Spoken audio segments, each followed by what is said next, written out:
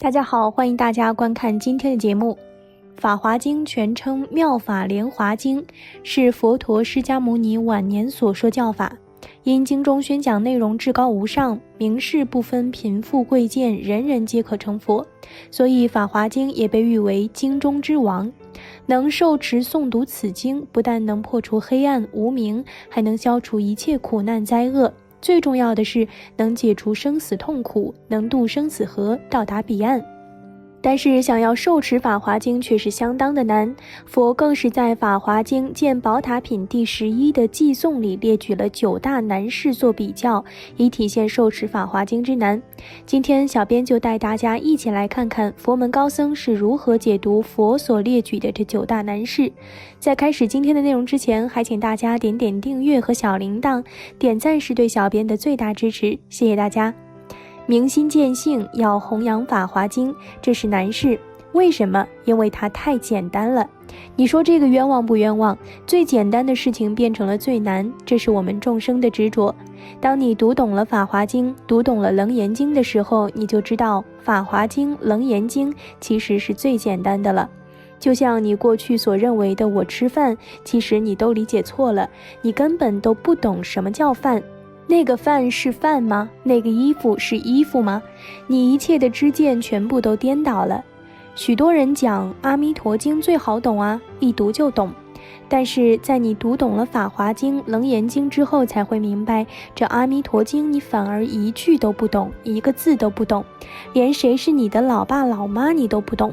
他是你的老爸老妈吗？他100年前可能是你的姥姥，10000年前可能是你家里养的一条狗，1亿年前可能是杀你的那个强盗，2亿年前可能是你的小外孙。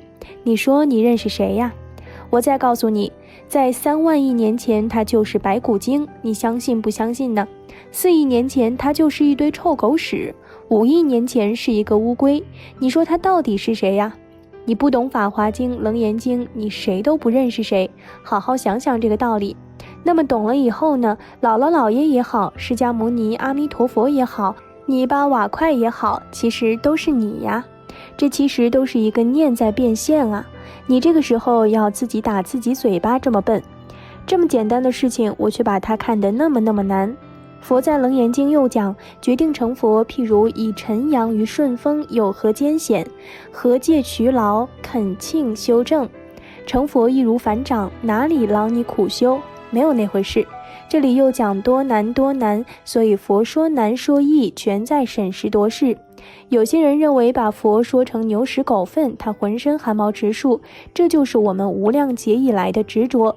以这种心态，你将来很容易就会走火入魔。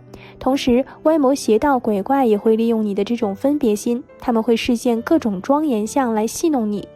你看看楞严经最后2卷讲的50种阴魔境界，那些魔鬼都是示现毗卢遮那佛，没有哪一个会示现青面獠牙的魔鬼形象来做你的师父。魔只会示现庄严相，他不会示现恶相来引诱你。回到正题，我们先来看看法华经中的9大难。诸于经典，数如恒沙，虽说此等，未足为难。若皆须弥，至他方，无数佛土，亦未为难。若以足指动大千界，远至他国，亦未为难。若力有顶，为众演说无量于经，亦未为难。若佛灭后于恶世中能说此经，是则为难。假使有人手把虚空而以游行，亦未为难。于我灭后，若自书持，若使人书，是则为难。若以大地至左甲上，生于梵天，亦未为难。佛灭度后，于恶世中暂读此经，是则为难。假使节烧，担负甘草，入中不烧，亦未为难。我灭度后，若持此经为一人说，是则为难。若持84000法藏12部经为人演说，令诸听者得6神通，虽能如是，亦未为难。于我灭后听受此经，问其意趣，是则为难。若人说法，令千万亿无量无数恒沙众生得阿罗汉，具6神通，虽有是意，亦未为难。于我灭后，若能奉持如斯经典，是则为难。我为佛道于无量土，从始至今广说诸经，而于其中此经第一，若有能持，则持佛身。下面小编来逐句为大家分享一下这其中的含义。诸于经典，数如恒沙，指的是除了法华经之外的一切的经典。一切经典包括大方广佛华严经，包括金刚经、600部般若，通通包含在内。虽说此等未足为难，这句话的意思就是法华经、楞严经之外的一切经典，你全部能讲也不足为奇，这是第一个不足为奇。若皆须弥，置之他方，无数佛土，亦未为难。这句话的意思是用手把须弥山提在这里，随便一扔，便扔到了他方无数佛土，不是扔一个佛土也没有什么了不起。你说这个人神通大不大呀？都是在调我们的心呢。你要知道受持法华经的人是多么的不可思议呀！若以足指动大千界，远至他国，亦未为难。这句话的意思是用那个脚趾头把一个银河系垫在脚底下一踢，走，踢到其他的什么银河系里去了，也不足为奇。若立有顶，为众演说，无量于经，亦未为难。这里的有顶就是第24层天，是色界天的天顶往上面，从25层往上便是虚空天，有色界天有顶。一个人站在有顶，这是以上临下，来对无量的人讲无量的经，讲无量的经亦未为难。佛在这里是不是说讲经不在于多，而在于真，要讲了一法？亦未为难是说不足为奇，这是讲的4个亦未为难。若佛灭后于恶世中能说此经，是则为难。前面4个不足为难，就是为了衬托这一个能够讲法华经，这是难得的。在后面的寄颂呢，佛就开始专门赞叹受持法华经的人了。假使有人手把虚空而以游行，亦未为难。于我灭后，若自书持，若使人书，是则为难。虚空有没有边啊？有没有坏呢？虽然无边无坏，这个人却能够用手抓住虚空，还到空外之空去旅游。别说没有这样的人，就是有这样的人，佛说不为稀奇。那么在佛灭度以后，有人能够书写受持。注意啊，若自书持，持是表明白了法华经的真意，而他也可以教人书，这样的人可以说是非常的难得。这里可真是把受持法华经的人赞叹的无以复加了。不要说看到有人把住虚空，如果我们看到一个人把前面的这条运河扛在肩膀上，大家都有可能会大叫，哎呦，佛来了。或者有人把这个宝塔用手顶起来了，跑到街上去，说不定早就围了一群人在那边顶礼膜拜了。佛在所有的经典上打了这么多个比喻，集中体现出了他的智慧，也集中体现出了他的良苦用心。他不惜一切代价，就是来讲法华经的殊胜的。我们接着往下看，若以大地至足甲上，生于梵天，亦未为难。佛灭度后，于恶世中暂读此经，是则为难。这句话的意思是，脚是用来走路的，你却一边顶着地球，一边还走到梵天上去，是不是很困难呢？佛认为这样也不足为奇呀，能够在佛灭度以后的恶世中，即我们现在所在的五浊恶世中暂读此经，这才是了不起的事。节烧担负甘草，入中不烧，亦未为难。我灭度后，若持此经，唯一人说，是则为难。这个节烧可以理解为整个虚空世界无处不烧，一个人担着甘草，能够在大火之中草叶都不坏，也没有什么了不起的。而在佛灭度以后，能够为一个人说法华经，是则为难，这才是真正了不起的。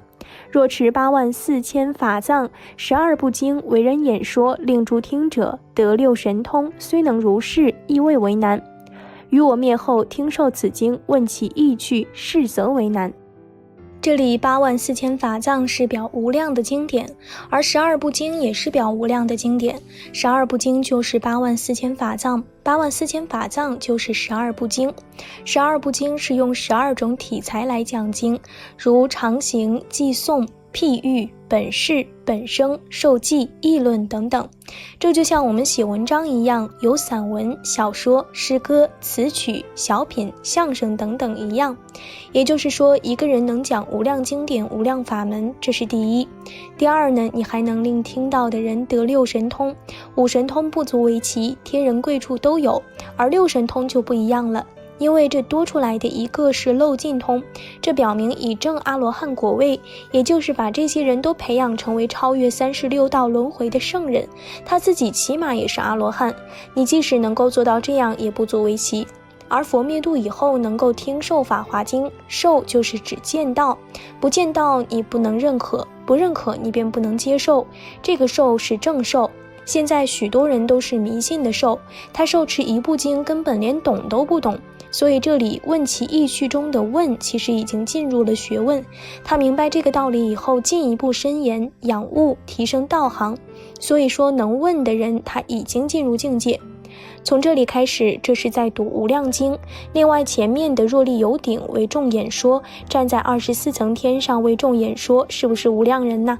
那么站在有顶天上，是不是虚空级的大法师啊？他不是我们这个地球级呀，也不是国家级，也不是省级呀，是虚空级的。面对无量大众宣讲无量经典，把无量人培养成为阿罗汉这样的法师，都不如受持法华经的菩萨。